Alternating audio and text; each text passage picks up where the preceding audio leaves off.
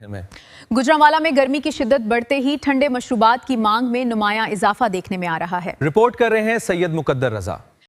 जी बिल्कुल ऐसे ही है कि मुल्क के दीगर शहरों की तरह गुजरांवाला में भी गर्मी ने अपने तेवर दिखाना शुरू कर दिए हैं और दर्जे हरारत में इजाफे के साथ ही शहरियों का रुख जो है ठंडे मशरूबात की जानिब बढ़ गया है।